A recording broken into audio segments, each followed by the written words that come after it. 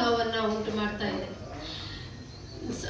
ಒಂದು ಸ್ವಾವಲಂಬಿಯಾಗಿ ಸಮಾಜದಲ್ಲಿ ತಮ್ಮದೇ ಒಂದು ಜೀವನವನ್ನು ಕಟ್ಟಿಕೊಂಡಿರುವಂತಹ ಕ್ಷೌರಿಕ ವೃತ್ತಿ ಮಾಡುವಂತಹ ಪ್ರತಿಯೊಬ್ಬರಿಗೂ ಕೂಡ ಈ ಒಂದು ಜಾತಿ ನಿಂದನೆ ಪದ ಉಪಯೋಗಿಸೋದ್ರಿಂದ, ಅದು ಬೈಯೋದಿಕ್ಕೆ ಉಪಯೋಗಿಸೋದ್ರಿಂದ ನಮಗೆ, ನಮ್ಮ ಸಮಾಜಕ್ಕೆ ತುಂಬಾನೇ ನೋವಾಗುವಂತಹ ವಿಷಯ.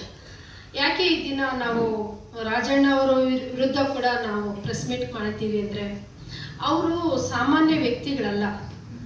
ಒಂದು ಜನಪ್ರತಿನಿಧಿಯಾಗಿ ಉನ್ನತ ಸ್ಥಾನಮಾನಗಳನ್ನು, ಸರ್ಕಾರದ ಉನ್ನತ ಸ್ಥಾನಮಾನಗಳನ್ನು ಅಲಂಕರಿಸಿ ಸಚಿವರಾಗಿರುವಂಥವ್ರು.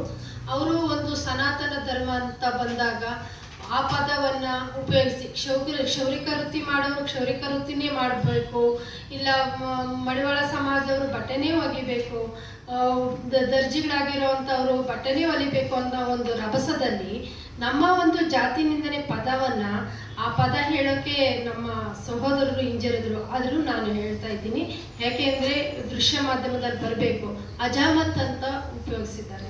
ಇದು ನಮ್ಮ ಸಮಾಜದ ಪ್ರತಿಯೊಬ್ಬರಿಂದನೂ ನಾವೆಲ್ಲರೂ ಖಂಡನೆ ಮಾಡ್ತಾ ಇದ್ದೀವಿ, ಧಿಕ್ಕಾರವನ್ನು ಕೂಡ ಹೇಳ್ತಾ ಇದ್ದೀವಿ.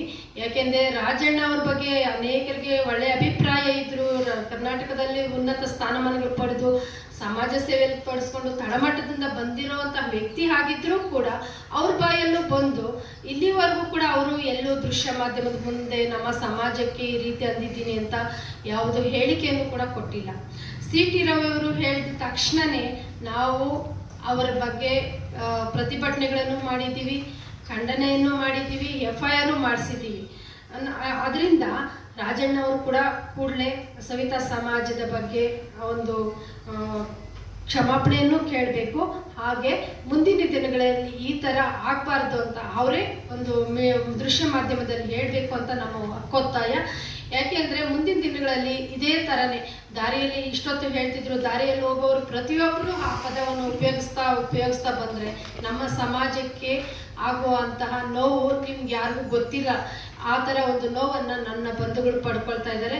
ಈ ದಿನ ಕರ್ನಾಟಕ ರಾಜ್ಯ ಸರ್ಕಾರ ನಾವೆಲ್ಲರೂ ಹೇಳೋ ಥರ ಈ ಒಂದು ದ್ವೇಷ ಭಾಷಣದ ಒಂದು ಅಪರಾಧ ತಡೆ ವಿಧೇಯಕವನ್ನು ಮಂಡನೆ ಮಾಡಿದ್ದಾರೆ. ಅದಕ್ಕೋಸ್ಕರ ಅಸನ್ಮಾನ್ಯ ನಮ್ಮ ಕರ್ನಾಟಕ ಸರ್ಕಾರದ ಸನ್ಮಾನ್ಯ ಮುಖ್ಯಮಂತ್ರಿಗಳಾದಂತಹ ಸಿದ್ದರಾಮಯ್ಯರವರು ಮತ್ತು ಉಪಮುಖ್ಯಮಂತ್ರಿಗಳಾದಂತಹ DK ಶಿವಕುಮಾರ್ ಸರ್ ಅವರು ಮತ್ತು ನಮ್ಮ ಎಲ್ಲ ಸಚಿವ ಸಂಪುಟಕ್ಕೆ ನಾನು ಅಭಿನಂದನೆಗಳನ್ನು ಸಲ್ಲಿಸ್ತೀನಿ. ಕಾರಣ ಇಷ್ಟೇ, ಸವಿತಾ ಸಮಾಜದ ವತಿಯಿಂದ ಮಾನ್ಯ ಮುಖ್ಯಮಂತ್ರಿ ಸಿದ್ದರಾಮಯ್ಯರವರಿಗೂ ನಮ್ಮಂತಹ ಧ್ವನಿ ಇಲ್ಲದಂತಹ ಸಮುದಾಯಕ್ಕೆ ಧ್ವನಿಯಾಗಲು ಈ ಒಂದು ವಿಧೇಯಕವನ್ನು ತಂದಿದ್ದಾರೆ.